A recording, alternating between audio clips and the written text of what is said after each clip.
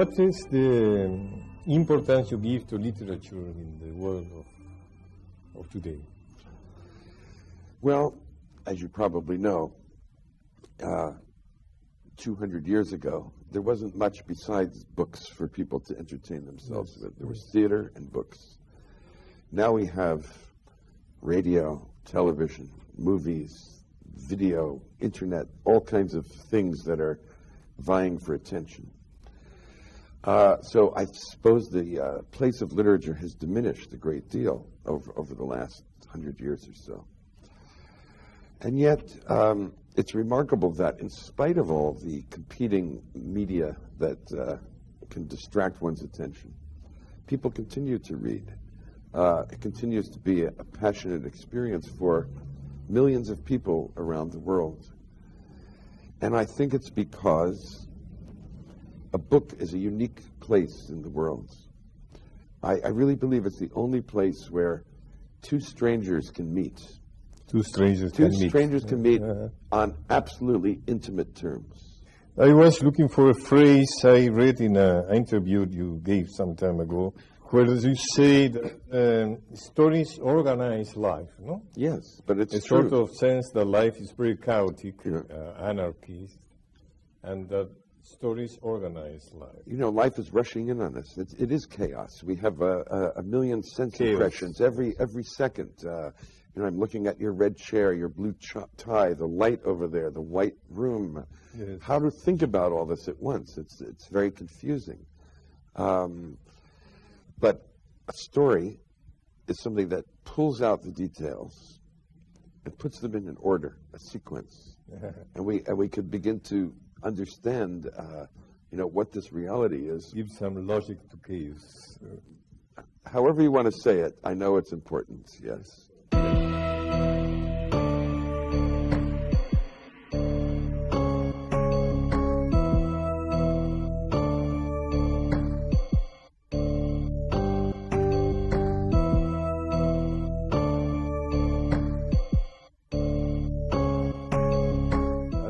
Read a very beautiful tale of yours.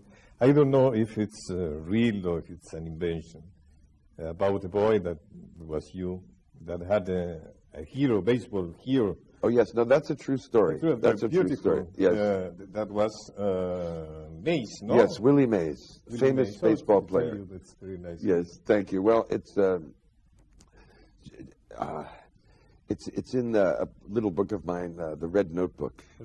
Yes, which is true stories. And I was only 8 years old, and I happened to meet the great hero of my life, Willie Mays, at a baseball game. And I wanted to get his autograph. Yes. And he said, "Sure, I'll give you my autograph. Do you have a pencil?" Because miraculously you met him. Yes, no? at a Willie Mays baseball was practice. there, no, in That's front right. of you. Yes. Well, I looked. I didn't have a pencil in my pocket, and my father didn't have a pencil. My mother didn't have a pencil. Nobody we were with had a pencil. And he said, "Well, if you don't have a pencil, sorry, I can't give you my autograph." And of course, I was very upset.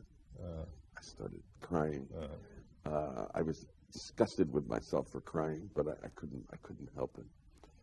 And as I tell in the story, after that day, I started carrying a pencil in my pocket wherever I went. And the writer was born. Well, you know, it's not that you have any great idea about what you're going to use that pencil for, but you know, if there's a pencil in your pocket, maybe someday you will start to use it. And so it's a kind of little parable about how I became a writer. Thanks to Willie Mays and the lacking pencil. Lacking a pencil, yes. How a book comes to a writer? It's for me, a very, very slow process. Slow. I usually... You lasted 15 years in your first book. Some books take 15 years. 15 years. It's never short. An idea comes, you start to live with it. It begins to grow. Things accumulate. But I would say it's always years of preparation before I've sat down to write a book. When you sit down to write, you already have the book in your head? I think I do, and then I realize I don't. I start writing, and then new ideas come. Then the characters new thoughts. Get free. Exactly. I've had written books in which important characters weren't even in my head when I began writing the book. So every day it changes. It keeps changing almost right up to the last sentence. It's not mathematics. You know, you don't start with an outline and say, okay, page 1 will be this, page 2 will be this. You have a feeling for the story. You have a sense of the shape, you know, the arc, the beginning, the middle, and the end. But many of the details don't get born until you're actually doing the work itself.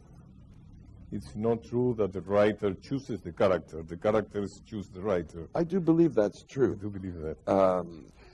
They just, in my case, they seem to grow up inside me. There they are. I can see them. I know their names. Most of the time, they have a name already. So it's coming out of the unconscious, obviously. Mr. Bones, for example. Mr. Bones, yes. A dog. A dog. He's a dog, but he's really a character in a book. He's a very thoughtful dog. Yeah, he's a very thoughtful dog. But I was, something I mentioned the other day here, but it's a very funny story. One of my novels was published, was about 12 years ago, The Music of Chance. Music of Chance. And a film producer called me up. He was very interested in making the book into a movie. So we started talking, and he said, you know, nobody loves this book more than I do. I said, well, okay, I'm happy about that. He said, but there's just one problem. You know, you have these characters, Flower and Stone, and they're so interesting and charming and strange. And then you see them, and then they disappear from the book.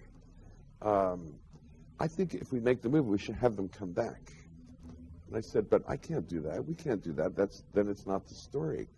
I can't do that to the characters. And he said, oh, yes, you can. Of course you can. You're the writer. You can do anything you want. You can move them around any way you like. And I said, actually, I can't. They tell me what to do. I can't tell them what to do. And so, of course, he never made the movie. He didn't love your book. He loved his book. Exactly. His version of your book. Yes.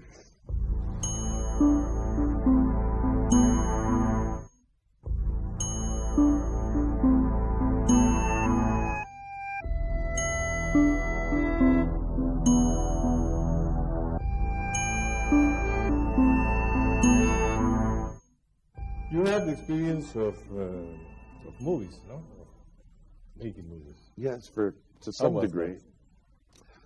For me, it was a great adventure.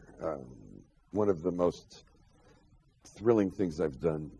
I would say about 5 years of my life was mostly devoted to film. To film? Yes, from around 93 to 98. You know, I've made 3 movies. Smoke has a great success here. Smoke did very well. Blue in the Face, which is a kind of offshoot of Smoke. I don't know if it was shown here.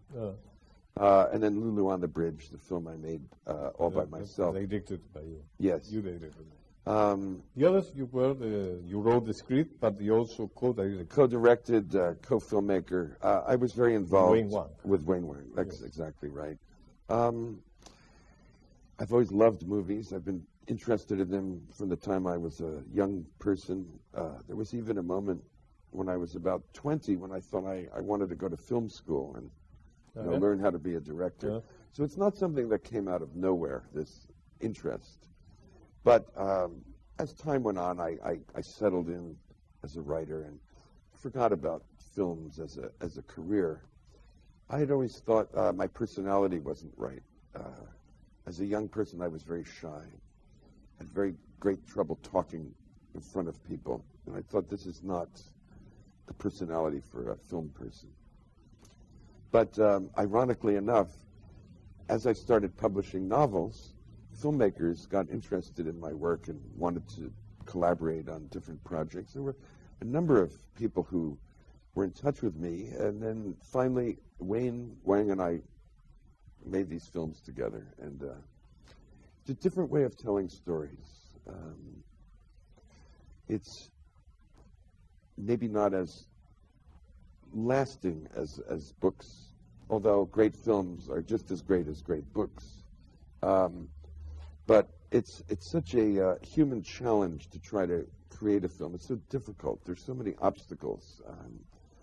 And yet, I enjoyed too working with other people for a change. This was happy for me.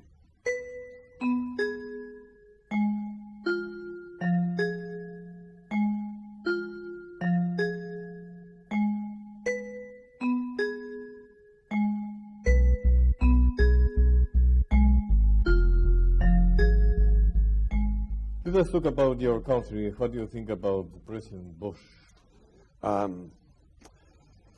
I don't even think he's president, I have to tell you. I mean, we can go back to the election of November 2000, and I believe he stole it. The Republicans took it away from the Democrats. They stole? It was a legal coup. It was something not unlike what happens in Latin America, you know, over the history of Latin America. You hear this? It's a dark, dark moment in our history. I believe when you know, the history books are written 50, 70 years from now, that will emerge as one of the darkest moments in American history. Much worse than Watergate, much worse than so many of the other scandals that have gotten so much attention. This was raw power asserting itself in a very ugly way. His administration has begun. You know, we're deep into it now, the first term. Everything he stands for, I'm against. Every domestic policy, I'm against. He's lowered taxes, you know, to help the rich. He has no care for the environment, no care for, you know, helping the poor. It's one idea after another that I'm opposed to. And he's surrounded himself with, well, I call them, to my wife, we have a name for these people, evil white men. That's what we call them. You know, Cheney, Rumsfeld, Ashcroft, the whole gang there. These are frightening people. Frightening people, I think, yeah. So it's not a good moment for the United States.